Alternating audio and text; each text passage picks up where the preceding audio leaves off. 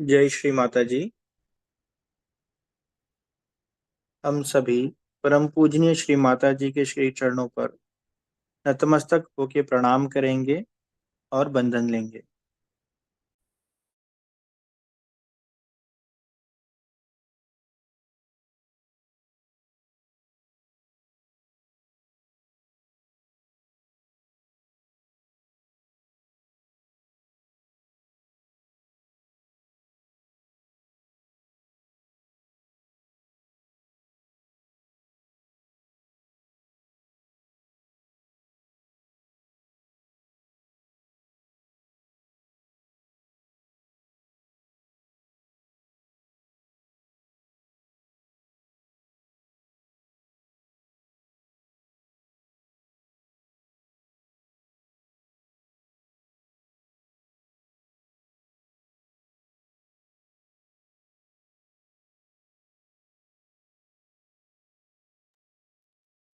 तीन महामंत्र और श्री गणेश मंत्र।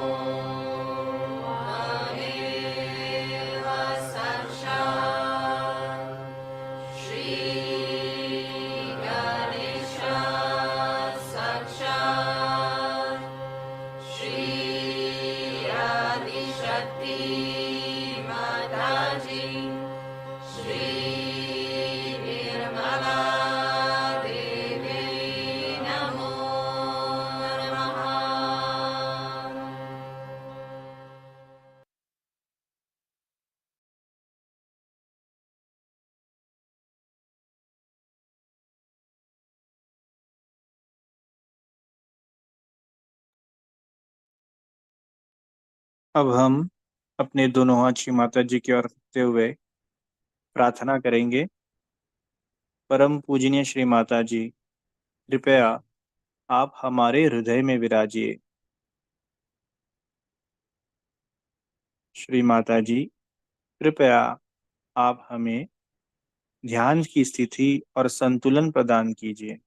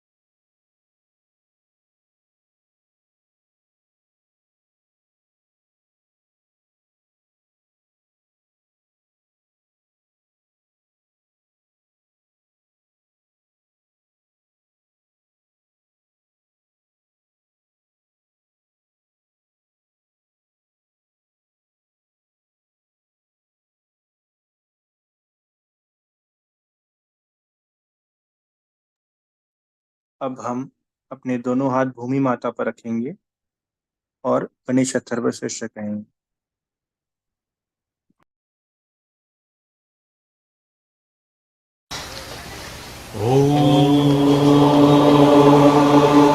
नमस्ते गणपतये त्वमेव प्रत्यक्षं तत्त्वमसि त्वमेव केवलं कर्तासि त्वमेव केवलं भर्तासि त्वमेव केवलं भर्तासि त्वमेव सर्वं कल्पितं ब्रह्मासि त्वं साक्षादात्मासि नित्यं त्रिविधं वच्मि सत्यं वच्मि त्वं माम् अववादकरम् अवश्रुतम् अवधातरम् अवधातरम् अवानुजम् अवाशिष्टम् अवापश्चात् अवापुरस्तात्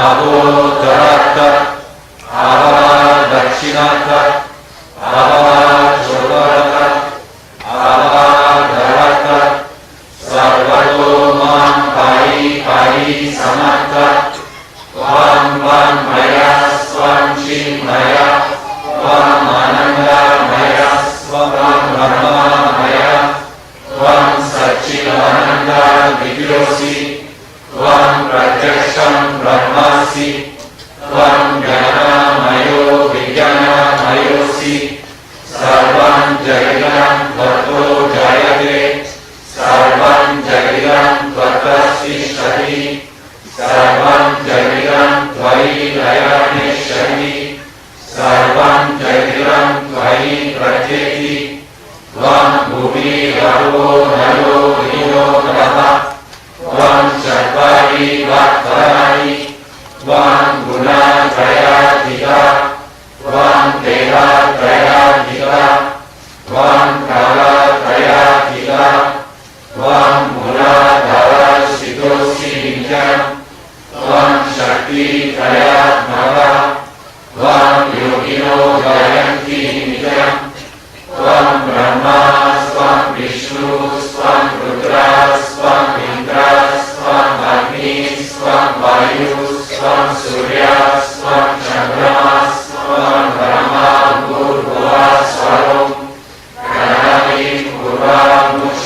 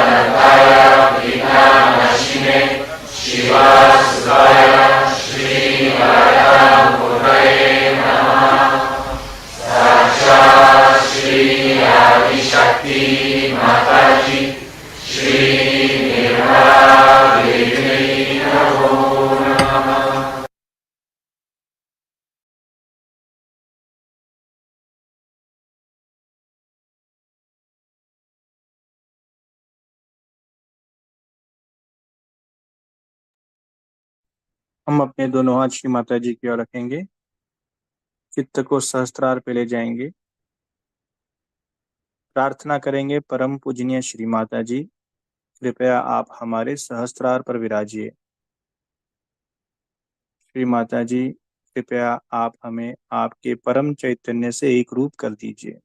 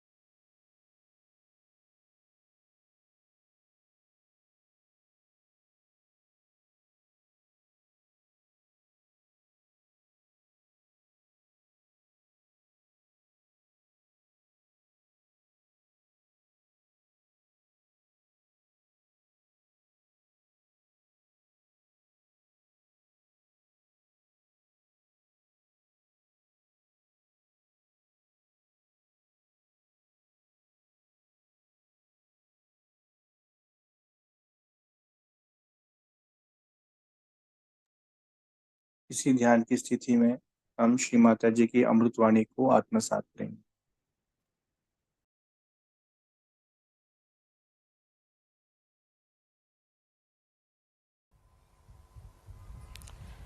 I'm in a dilemma what language I should speak to you. First I'll speak in English, then in Hindi, then in Marathi.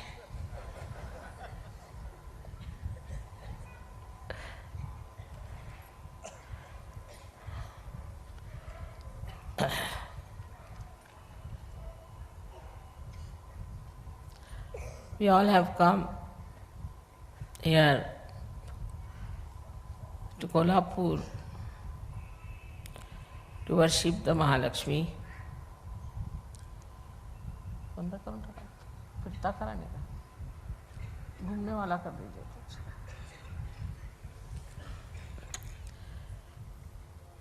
And you all know about the importance of Mahalakshmi. That Sushumna Nadi is the channel for Mahalakshmi. But this principle of Mahalakshmi is only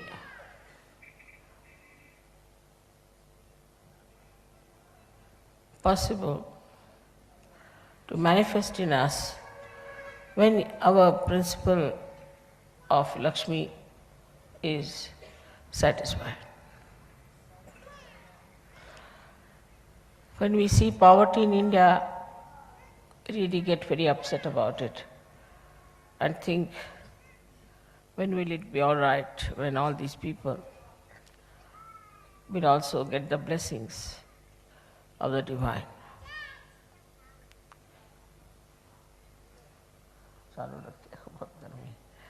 So the principle of the divine works through Mahalakshmi. It's a vicious circle that you have to get to a point where your Lakshmi principle is satisfied. And then only you start seeking. And that seeking comes from the Mahalakshmi principle within us.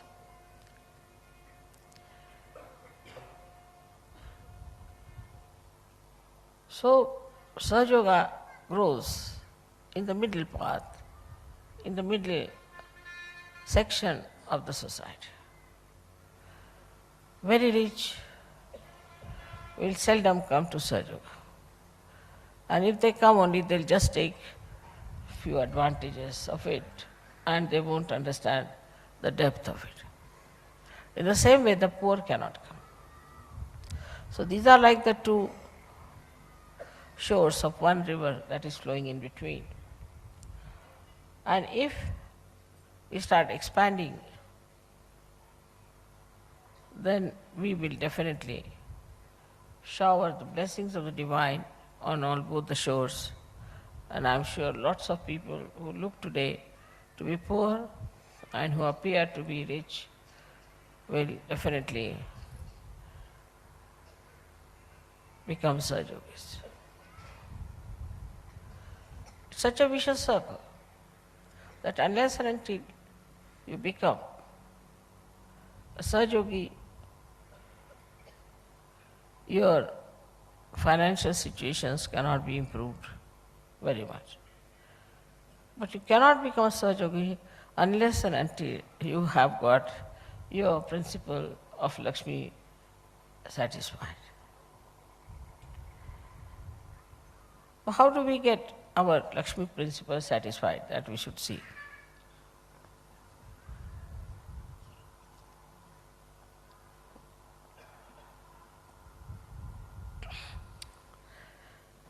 That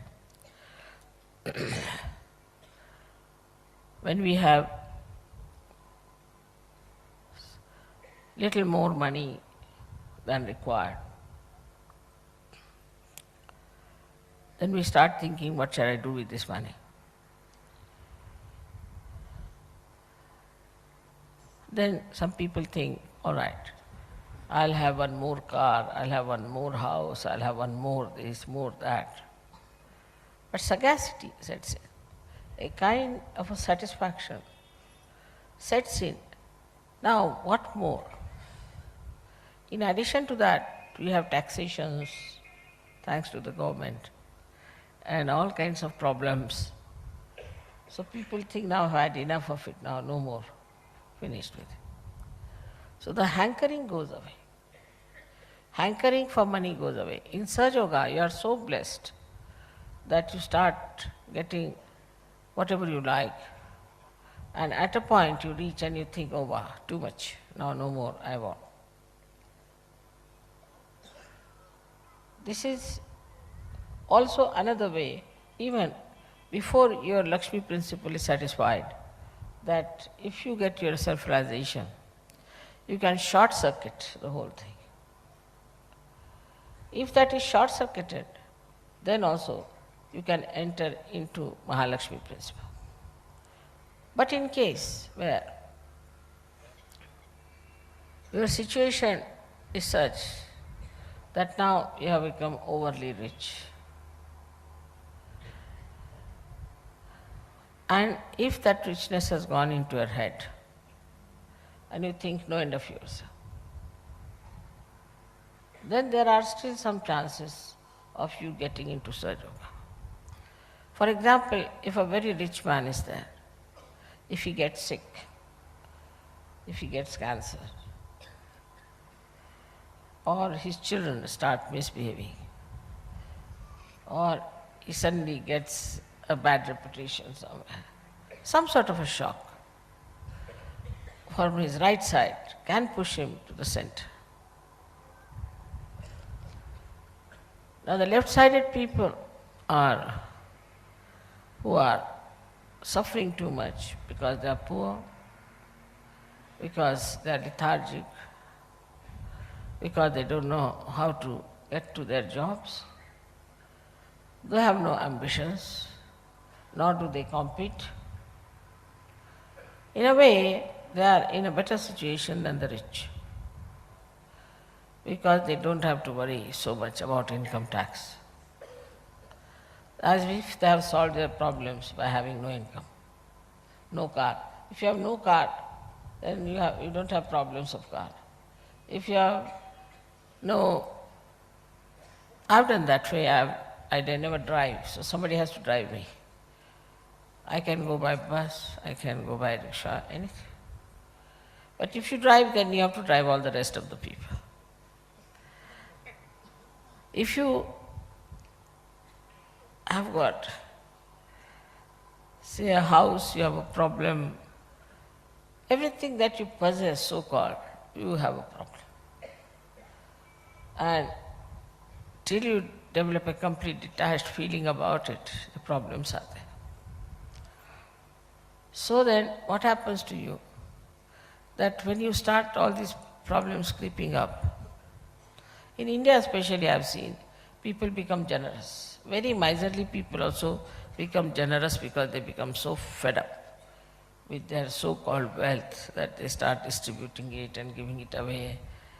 So the principle of Lakshmi is to give away, to be generous. That principle starts working. Then the second principle of Lakshmi also works with them when they have very nice, beautiful houses and things. Then they want people to come to their house, stay there, look after them and give them food. And, they enjoy all this, giving parties or maybe money, anything. So this generosity starts. But that generosity also is not very satisfying. They think that still this generosity is getting into my head. I am still feeling as if I have done some great job, by being generous.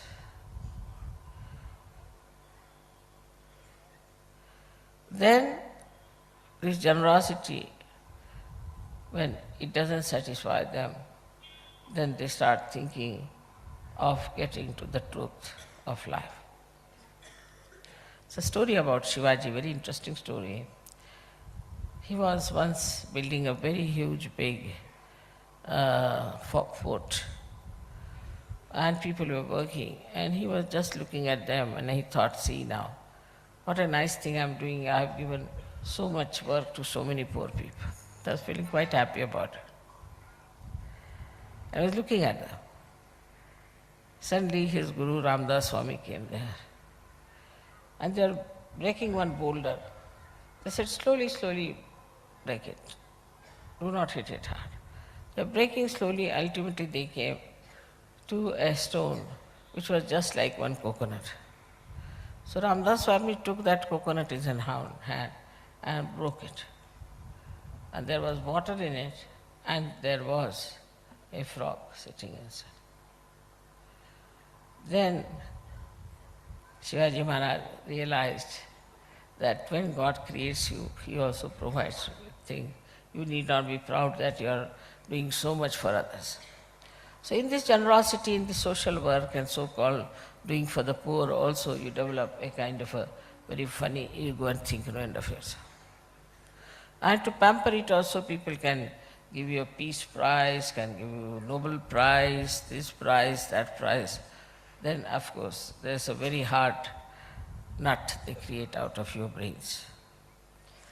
That is how even this generosity can be very dangerous, which creates this kind of a feeling that we are something great and we are doing this great work and we are just looking after so many people.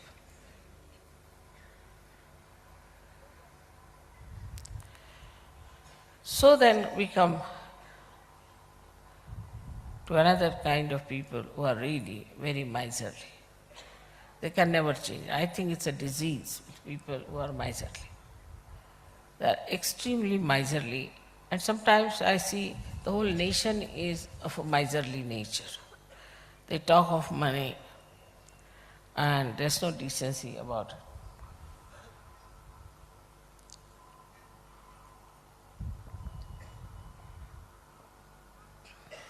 Many countries who are supposed to be very rich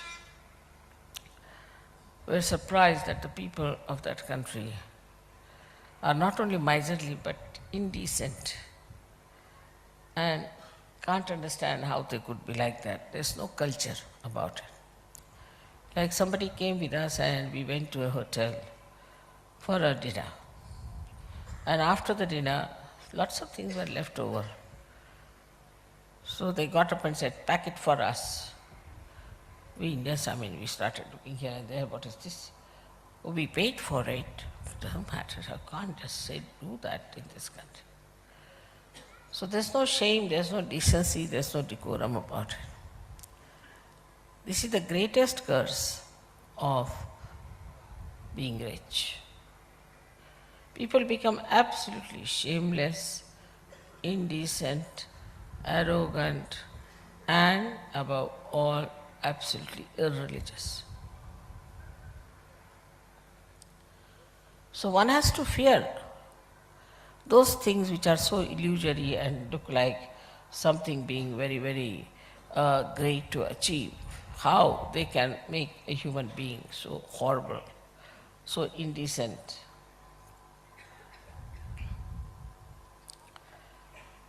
Because the rich have no manners at all of any kind.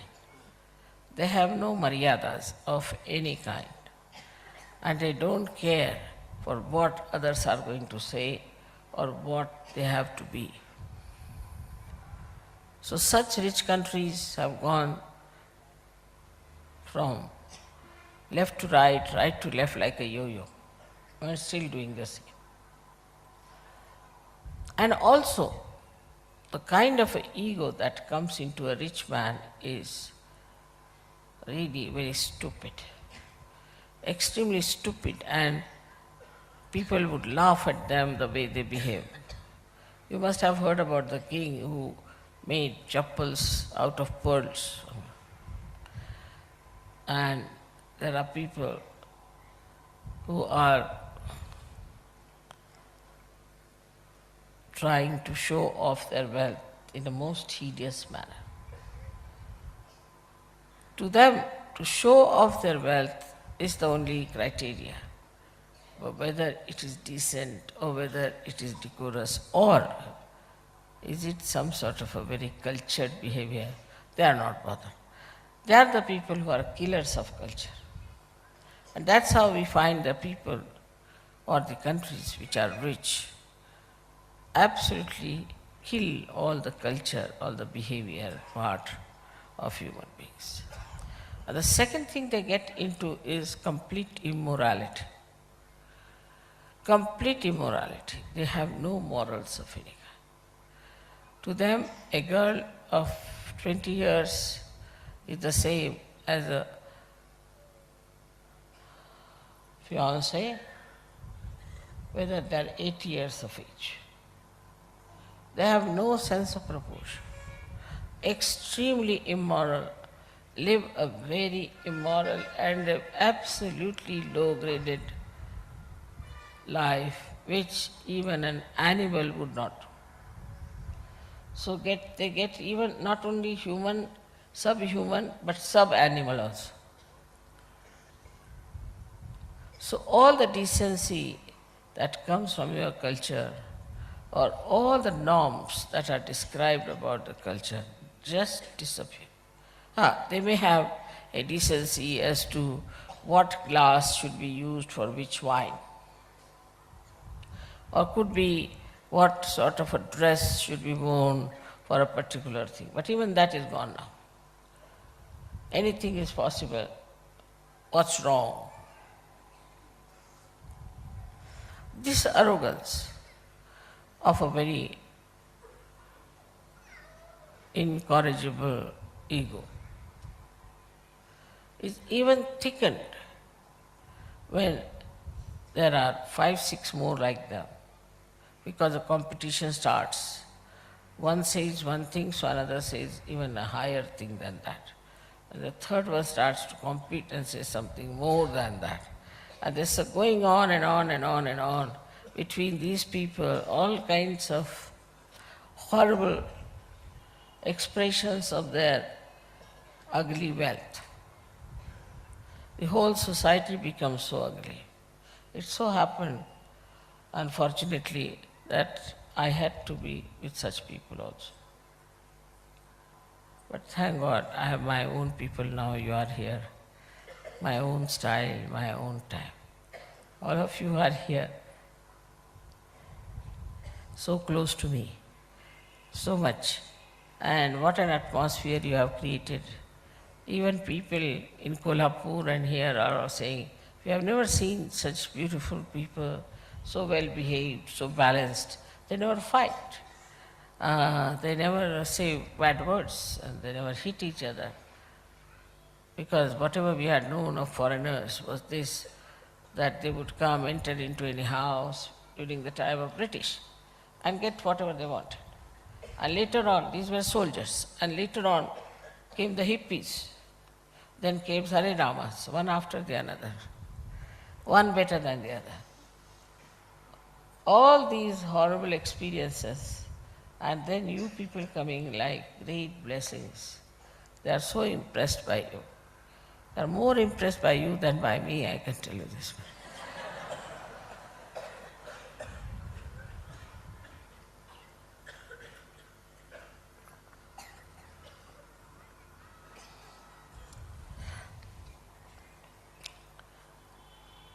I knew that this would happen when they will see lots of Sajogis together, the way they live, the way they enjoy each other, the way they have a nice time, and the way they are detached about things.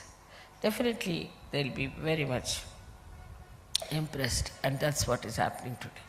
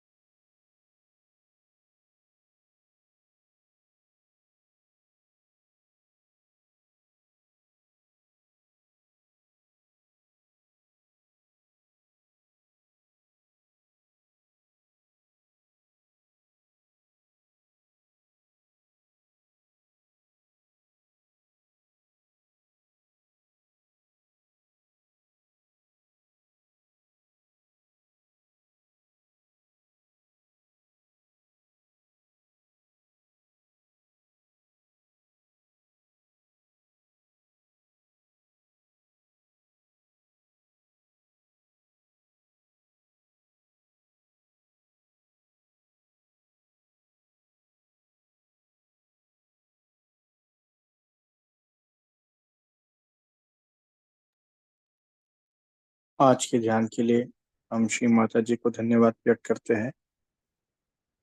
परम पूजनीय श्री माता जी, आपको अनंत कोटि धन्यवाद, कोटि कोटि प्रणाम। हम सभी श्री माता जी के श्री चरणों पर नतमस्तक होकर प्रणाम करेंगे और बंधन लेंगे। जय श्री माता जी।